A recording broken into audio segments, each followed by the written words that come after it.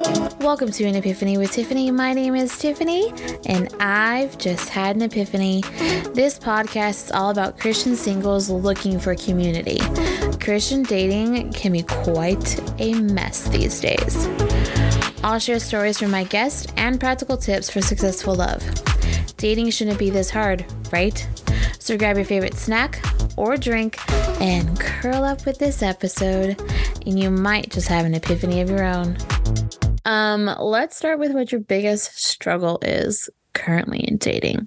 A lack of dates, a lack of honest, God-fearing men, lack of men who are okay waiting for sexual intimacy or expect sexual intimacy right away with the development of a relationship, finding men my age who want a family who haven't already been married or have kids. Oh, yes. Yes. Pretty much in a nutshell, yes. No, that's the one thing. Like every time people post stuff on that on our Christian group, I just feel like it's the older you get, the harder the dates. There's two different phenomena. When you're younger, I feel like the guys are less focused and less like they're just all over the place. Mm-hmm. And where you get, I think maybe in your 30s, it might be okay, but I'm now like 42, So I think that the older you get, the harder it is to find single men that don't have families already, that haven't been divorced. I mean, it's not a bad thing if they are. It's just extra baggage, you know. And a lot of times they won't want children at that point, and it's like, no, I do, because I've not been married before, and so that's harder.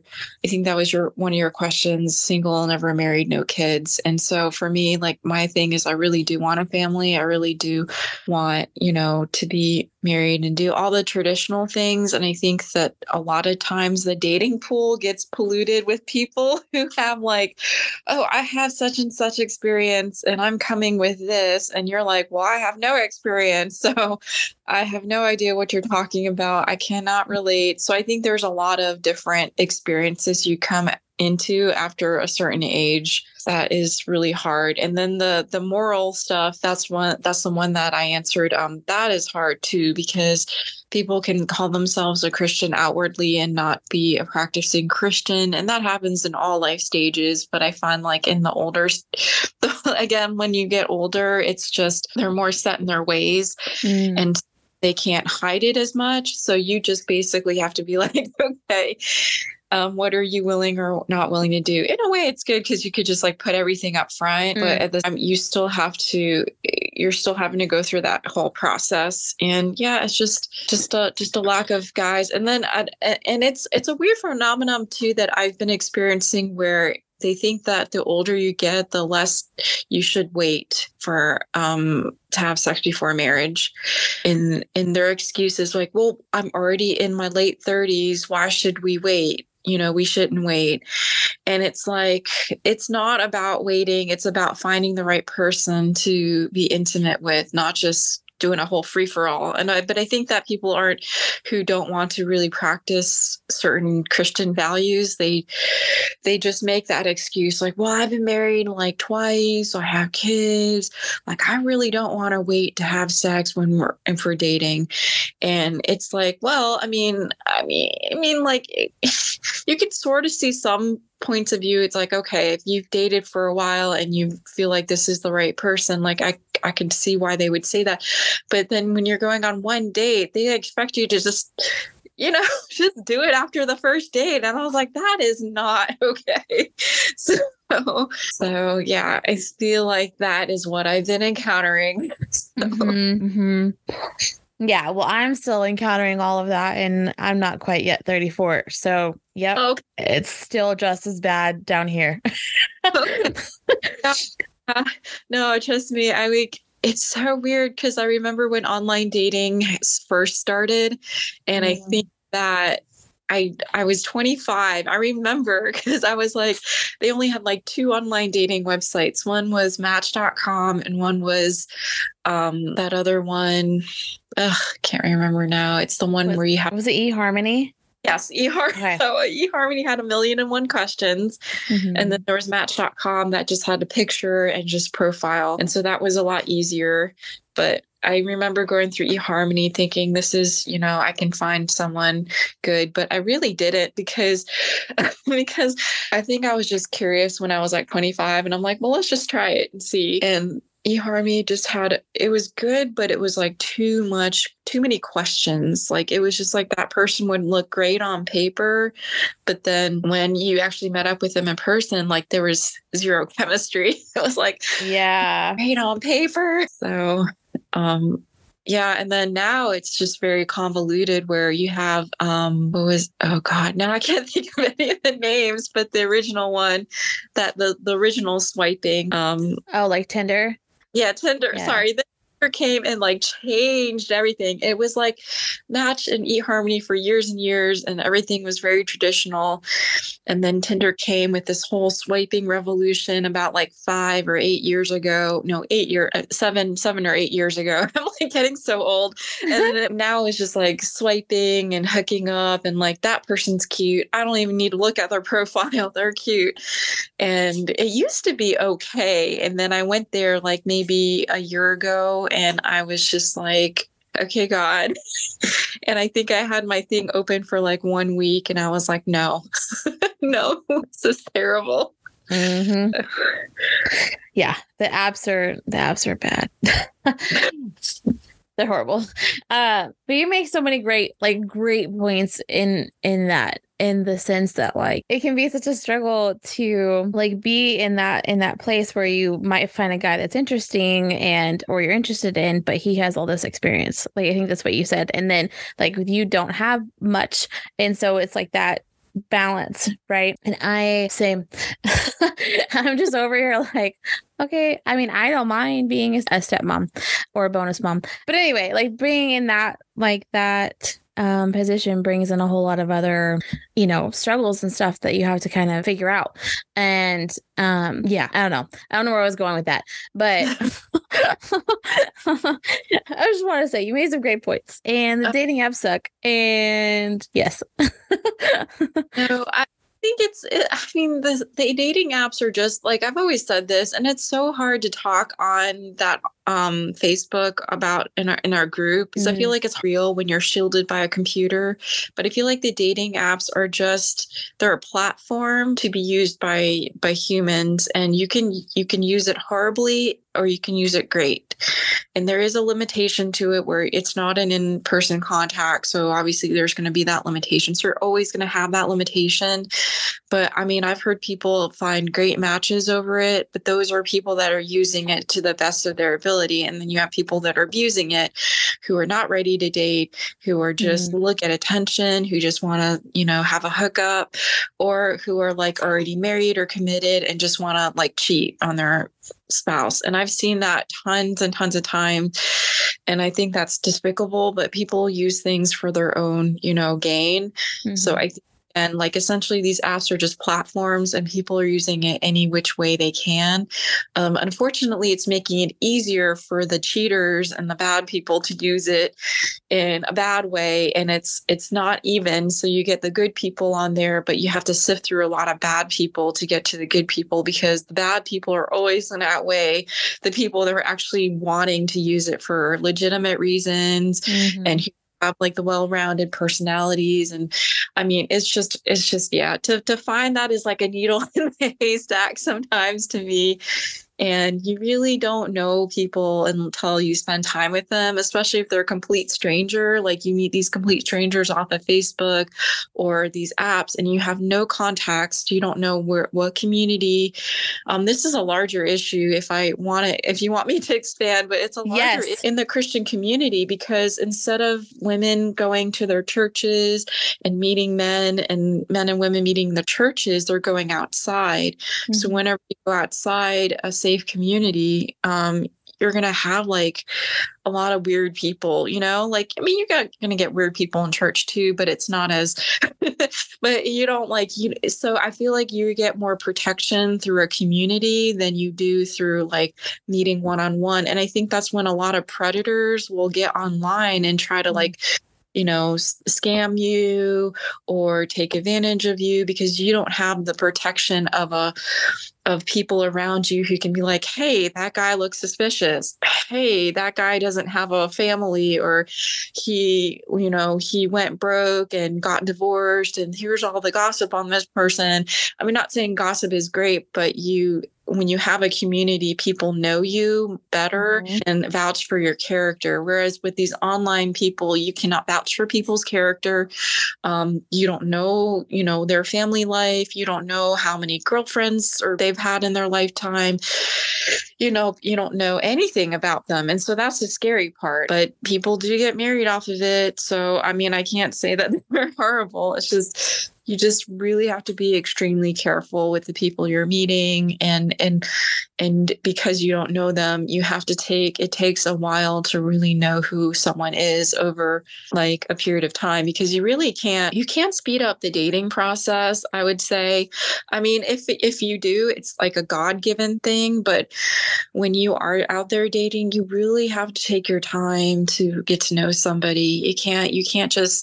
You can't fall in love in 2 seconds, if it do, I don't think it's realistic. I think that you have to develop a friendship. You have to develop, kind of like patterns, and like, you live this far away from me. When should we meet? All that stuff, like, just has to flow. And I think that actually it's funny. I've met a lot of guys that will, like, cause I don't know if I'm there but I live in a community outside Atlanta in Georgia. And so when I put on my parameters, I always see people that are like on the edge, like, it's so weird. They're not like 10 minutes away. They're like 40 to an hour.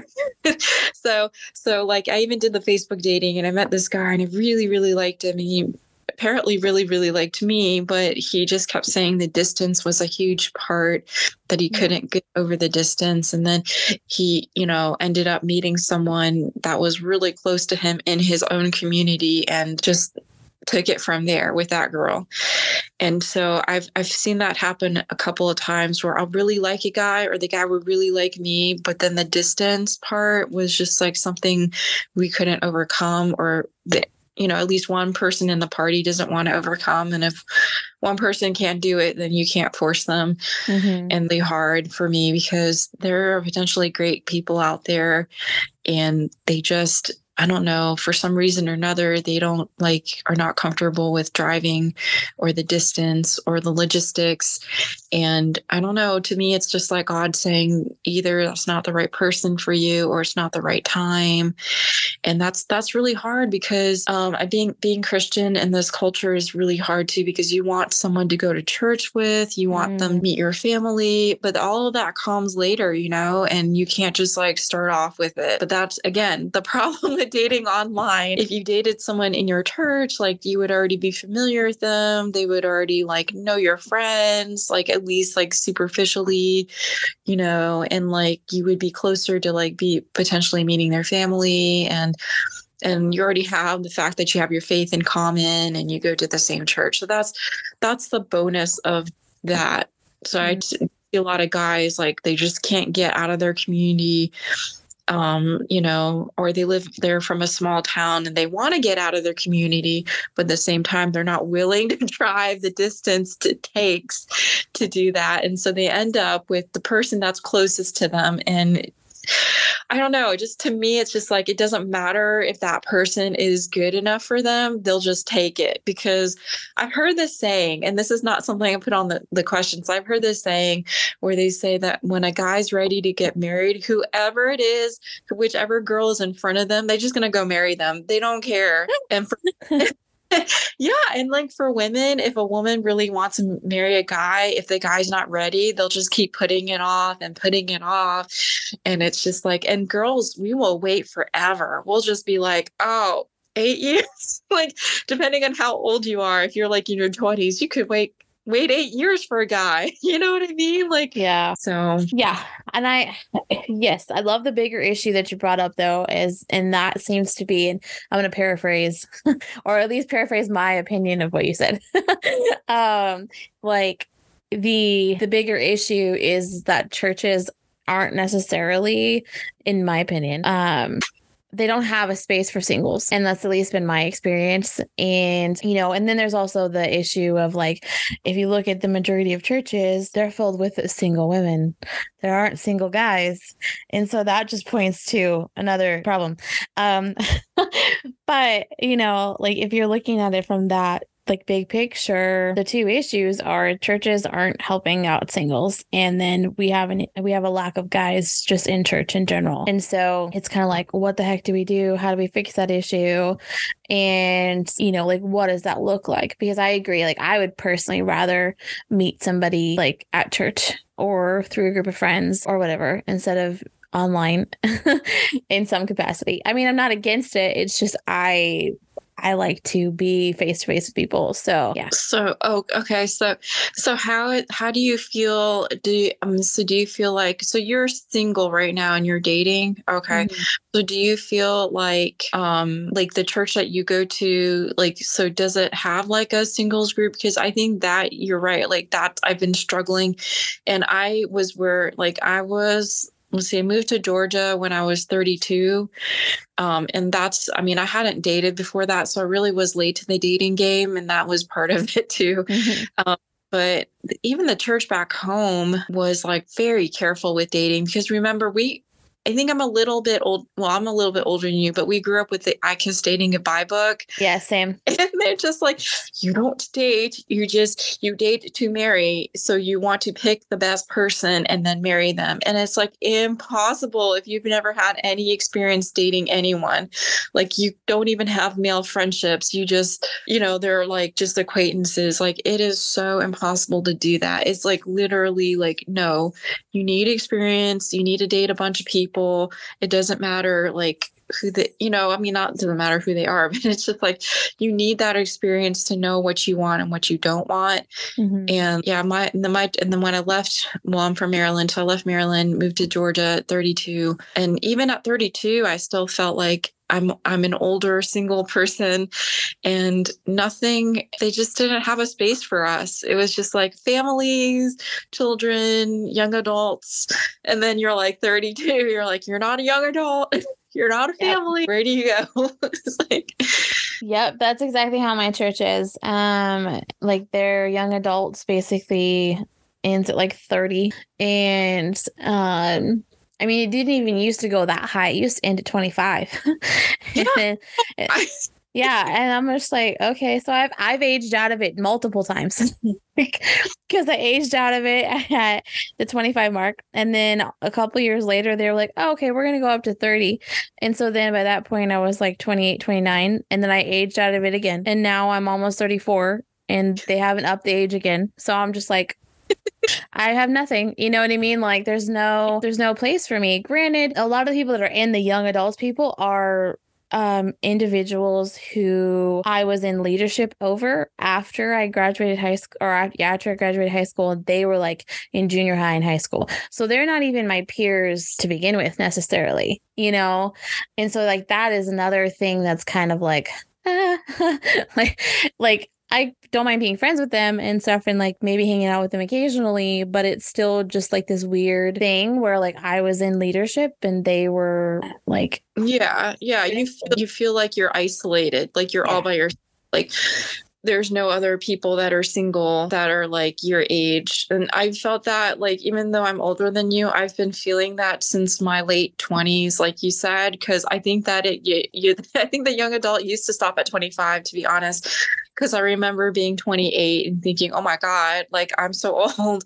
Like this is when people get married. This is when people have kids. Like and like at that point I was still living with my parents at home, and I started a second career because to me, it was more important to have my feet on the ground and be stable and have a good job and be settled in that before I dated and got married. But I think that is the world we live in, because back in the day, women didn't have to do any of this stuff. We didn't have to like make money for ourselves.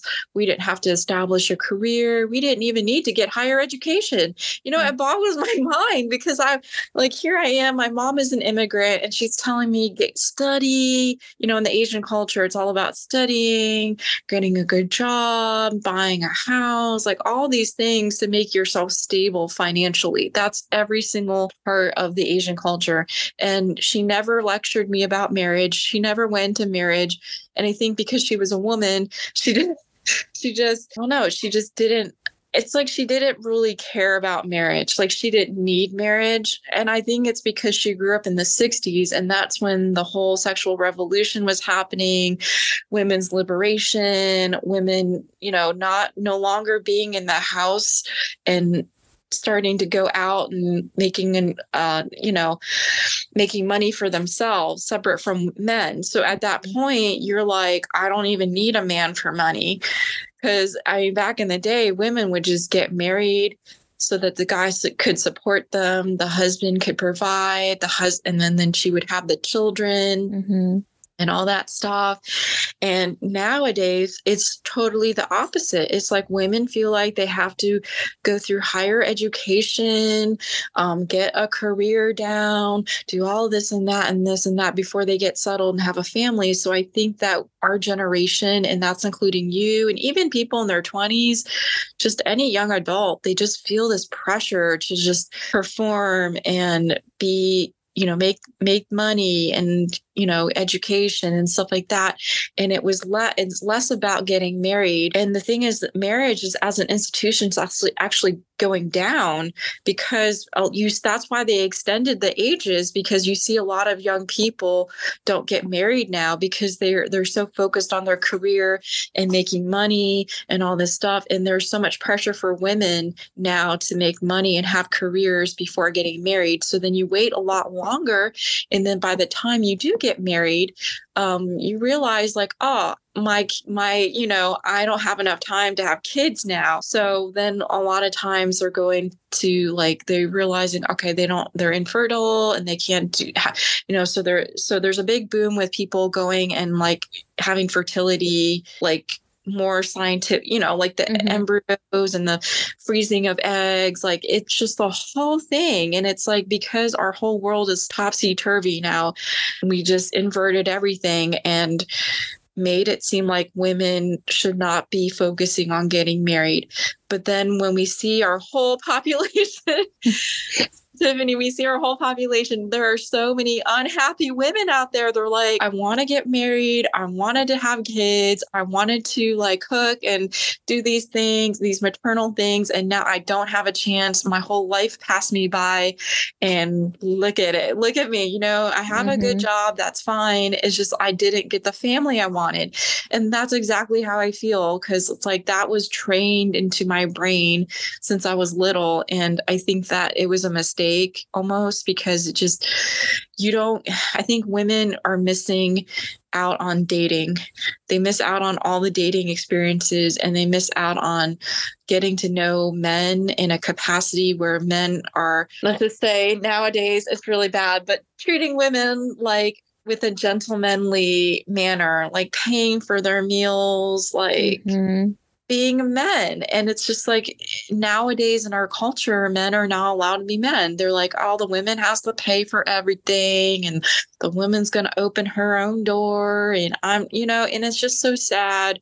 And I think that is part of it too. And culture still haven't wanted to change the script. So we're still being fed, even to our kids, they're still being fed the whole feminism thing. And I'm telling you, that's not going to help females get males at any point in time, because men want a real girl, like a woman, a mature woman. You're still going to be dependent on a man. You can't, we're interdependent with each other. And I don't understand this whole society script where they're oh no, women don't need anything. And I'm shut up. We do. We love men and we need them. Stop it. Sorry, I'm going on a rant, but You're fine. You keep ranting. So that's, I mean, I feel like that's why I literally feel like that's part of the reason why I'm single still. It's just like, it's just this whole script. And I think that men are going into it being bitter and unhappy because they're like, well, every time I date a woman, they're not happy with this and that. Why can't they just be happy with the simple things? And I'm like, because society has told us that we cannot just have a man that does these simple things. We have to have emotional compatibility. You know, we have to have moral compatibility. I mean, moral compatibility is good too. Yeah. But, you know, all these other extras because we are looking for a life mate, not just, you know, a guy who can provide now. So you have all these other extra criterias. And it's funny because all of the guys I've met, and I didn't put this in my answer, but a lot of them make less money than me. So that's a thing. And I've been like, okay, should I just accept it? And I have dated like every single guy I've dated, like none of them have had a degree in college. All of them have made less money than me. Maybe one has made more money than me. But and the one guy that I did date, actually my first boyfriend, he wanted to go back into school and get a PhD. And I said, well, are you going to get married and have kids then? And he was like, well, maybe one kid, but having a kid is too expensive. And it's just like, oh my God, like, I don't like see it that way. And I just, it breaks my heart because I'm like, I don't think about that when I think about having kids. I just think about, for me, it's about having a happy family, and it doesn't matter how much money you have. But I think today's society, the way the economy has been going to, has been really bad for dating. Because if you think about it, in order to afford one house, you have to have two family incomes now. And it's just, oh my God, I feel like that is also against dating too. So I just, sometimes it just boggles my mind how anyone gets together in this. I agree. I'm just like, I don't know how anybody's going to try and make this work. But also at the same time, I want to make it work, you know, and it's just, again, you bring up a lot of great points. And the feminist movement, I've said this a couple different times in some of these other episodes, but it's fine. I'm going to say it again. The feminist movement has caused way too many issues within the church, not just for like on both sides. And then like now we have the red pill guy movement, which in my opinion is doing the same thing, just an opposite, like is doing it at women now. And it's just like, when did we all get to this point where we're believing lies about the other? You know, like when did we get to this point where we think that, you know, it's not God's design for us to be together? Like hello, you know what I'm saying? Like, oh my God, like I'm sorry, okay. Well, I don't know if you liked Barbie, the movie. Did you see Barbie? I did not see the movie, so maybe you're like the only person that didn't see it, or a woman that didn't see it. But I went in there with like, oh, it's Barbie, it's cute. I grew up playing with Barbies, and I have to say the level of authenticity it is about it is good. Like it just brings to life what being female is, the pitfalls, all that stuff. I think this is what our world has come to because we have taken God out of our schools and God out of a lot of the culture that we live in. Like we're like, oh, it's okay to just be whatever. You don't need a moral foundation, you know, a Christian, because our country was founded on a moral and Christian foundation. And they've stripping it like every single decade, year, whatever, they've been stripping it until there's like nothing there. And so you have kids now growing up in this generation, and you have Hollywood, and I know you live in California, but they're liberal people, and liberal used to not be a bad term. It used to not be a bad term. It just meant that, and liberal just meant that you had a certain view. But now that certain view is so extreme to the point where it's like, okay, this Barbie movie is just saying all of the, and it's the fall of man, basically. It's like, okay, you basically like said that, yeah, women are going to be sad and it's a fallen world and you get that, but they don't have God in there. So because God is not in there, the way they see men is very different. So men are seen as these, you know, do nothings that are just there, and they don't have any significant relationship with women. They can't provide for them. They can't be, women don't need them. And I just was shocked at that message, because I'm like, you're teaching this to 6-year-olds and 12-year-olds, and they're growing up and they're very impressionable, and you're teaching them that they don't need a man to be happy. I mean, honestly, we don't need men to be happy, but we still need men in our society.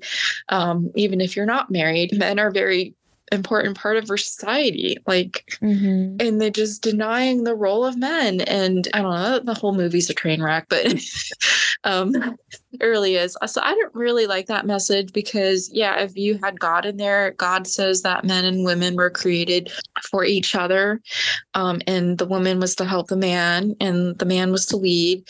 And now it's just like women want to lead. Women want to do all these things. And the Bible even talks about it. They're like, women are always going to feel oppressed and suppressed by men, and men are always going to abuse their power over women. And that has definitely been true. I mean, it's true, but not every man is going to abuse their power over women. Not every woman has to feel oppressed by men. I just feel like that is the cause of the downfall of Adam and Eve. And we're always going to feel it. We're always going to struggle with each other. But I think the purpose of marriage is to show the world that we can live in harmony with each other, both men and women. And they're just missing out on that crucial lesson, that just all they hear is discord and unhappiness. And I'm like, I'm sorry for these children growing up, because they're never going to know what a happy family looks like. And I think that the divorce level has gotten so high now that it's almost like people don't want to get married. And there's so many children that come from broken families that they know what it's like to have a united family. And it's sad, because I think that's what God wants for all of us, for men and women, is to learn how to live in harmony with each other. And I don't think we have solved that issue. I don't think we have either. I want to. And I've been asking everybody, how do you think we get there? Because it's just I don't know, what it really looks like, other than stripping it all back and realizing that each other aren't the enemy. We're fighting a different enemy. And why don't we fight together instead of at each other? Hello. Yeah. No, I think that is definitely the devil's agenda. And I think he works through people to continually split up families, pit people against each other, races against each other, anything that cause a division amongst people, because people are relational. And when you don't have a good relationship with your family or friends, people are not meant to be isolated in this world. And that's how God created us. I think that the division is just made a way for the enemy to further degrade people. But I think that when you put God back into the equation, you will find, marriages that stay together, and it's just, I think we're at the end times. I really do. I don't know how this topic got into that, but I agree. Just the amount of discord and strife in our society now is just something you can't ignore it. It's just everywhere, with everything. And I don't know, there's no way to solve it. Humans can't solve it. The only thing is God. God is the only one who can solve that. And I think that God knows that this was going to happen. And I think that he's just preparing for the end of the world.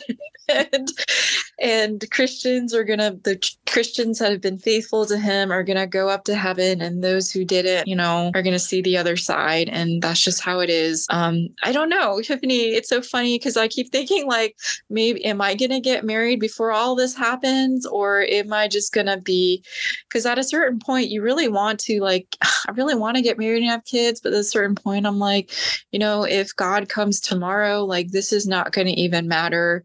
As long as I'm with Christ up in heaven and we get new bodies and everything is great, that's not going to even make a huge difference. I think marriage was God's picture of what he wanted people to go through on this earth to challenge us and to grow us and mature us as people.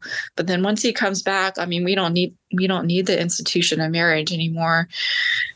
Sadly. But I think that, I think marriage is, and I think that's another part too, is like, it's hard to communicate that on the Facebook group that some people are going to still be single, and that's okay. You're still going to grow and change. It's just going to be in a different way than someone who's married, because, marriage does take a lot. You do grow a lot, and you grow in different ways, because that partner, you have to be very selfless. You have to work together. You're a unit now. You can't have your own agenda and just go off on your own. So I think that is, it's hard. And I think that's why there's so many divorces, because the society has been saying, me first. Let's think about, and it's so selfish, and it's never about the family. But then you go to other cultures like my culture, and it's always about the community and the family, and less about yourself. But then there's still abuses in that type of system too, because you have a hierarchy, and then the man is always right. And there's no, the woman can't question at all. And the woman has like very little rights. So I don't know. It's not good either. Obviously, that's not Christian either. Yeah. But I could see how like church could abuse that and be like, well, we should live in that system, Yeah. Well, see how well that's worked out so far. Because you're on the opposite end. Yeah, exactly. I mean, yeah, I could rant about all of that for a very long time. It's just so frustrating to me to like see how, I mean, again, like looking back at different things over the last 20 something years of my life, and seeing choices I made. Cool, they were the choices I made. Like, I can't go back and change them, but I think a lot of them were like societal pressures. And like I did date when I was like 18, but then he cheated, so that was the whole thing. So then I took a long time off dating. Right. And then like entering back into your dating world at like your mid-20s is insane. And then after that, also took another like long period of time off, because I was like, screw it, I'm going to go get my degree. So I was like, fine. So then now I have a bachelor's and a master's, and I still don't have a ring. Oh my God. That's what I feel like it is. It's like, women are so overeducated at this point, like, because they actually did a study that said women are more educated nowadays than men are, because when society was pushing women into the workforce, into the education, and all this whole discrimination thing, now it's like the opposite way. It's like you have less men who are pursuing career and degree, and more women. And then, because usually I think women would actually meet their partners in college, because that's how it's supposed to usually end up. Is like, oh, I met my husband through my college years and blah, blah, blah. And then you would get married and then have kids and all that stuff. But now it's like, there's not even enough men sometimes in those schools. And like, it's just so funny. It's like, I don't know what they need to do, but they need to turn it around. It's like I personally don't necessarily want somebody more educated than me. I've dated a couple guys that are like blue collar, so they've gone and done like the what's called like a trade school. So at least that I'm like, okay, cool. You did, something. But then I still think that points back to like the societal issue of like, kind of being told that we shouldn't be looking at guys that are in that group, you know what I mean? Instead of like taking the education piece or the money piece off of it and being like, okay, well, is this guy, for me, does this guy match these other qualities that I'm interested in? Does he want a family? Does he want to do these things? Does he have these common goals? And can we do that if I'm not working? You know what I mean?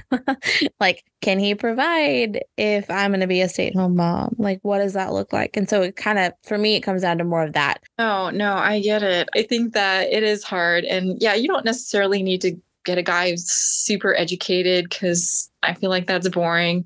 But yeah, I think the key components still have to be there. I think you have to have enough in common with that person that you can have like a good conversation. Mm-hmm. And some women are, they don't care as much. I think I care a lot about like having good, intelligent conversations. And that's been a challenge for me to find a guy I can have a good, intelligent conversation with, because I feel like with my girlfriends, I can always have a good, intelligent conversation and we can talk about anything and everything. But with men, it's just so different. Mm-hmm. So different. I'm just, they think so differently than us. So. You make a great point, which is why we're doing this series, what women think. But yeah, that's the whole point of this, I think, is to kind of have that conversation. Like, how are we really viewing things differently and what can we do about it? So yeah. What does effective communication look and sound like to you? Because I think this is important. Oh, okay. Okay. Yeah, that one was hard. That was a hard one. I think nowadays in our culture, texting is a huge part of communication. So it depends on what level, what stage you are in the dating process. Of course, like if you're really like almost marriage level, like you're going to be communicating with that person constantly. And you're going to have your own little way of communicating with them that fits you. But when you're just starting out, I think it's good to establish a good texting relationship. I think that's important because of the nature, again, of our society. So you can't go for days without texting a girl. You need to text her, like, if not every day, every other day, and I think that's a huge thing.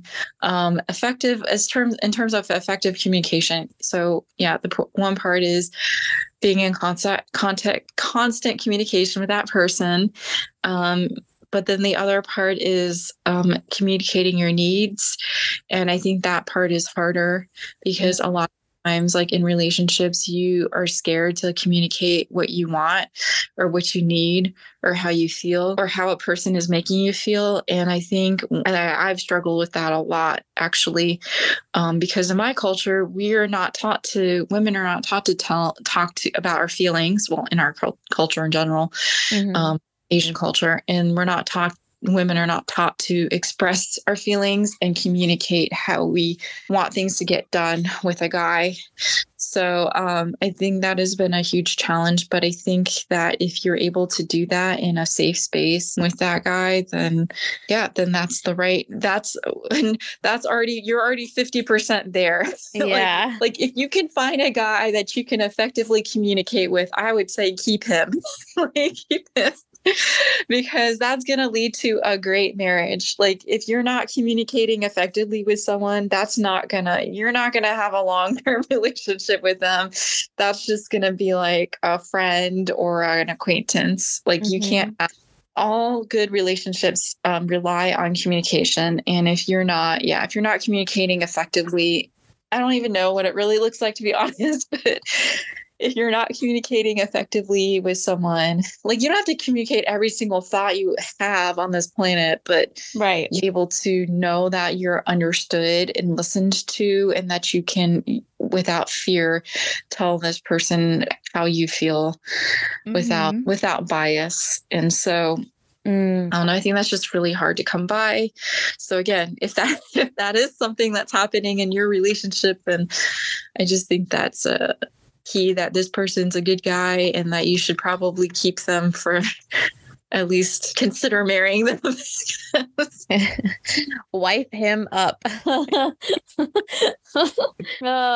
Because it's been my experience that guys just do not know how to communicate or don't communicate on the same like wavelength. And so it's like trying to figure out what that looks like and how do we balance that, And yeah.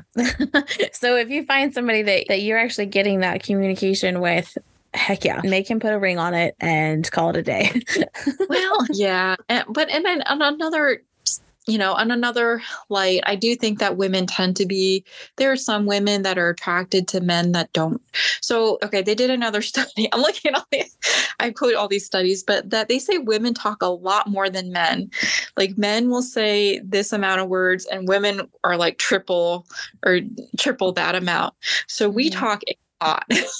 And the thing is, men, they talk very little. So with what little they say, they have to make sure that they're going to the point. So it doesn't mean like men have to talk a lot like me, like a woman does, because that's probably effeminate anyways.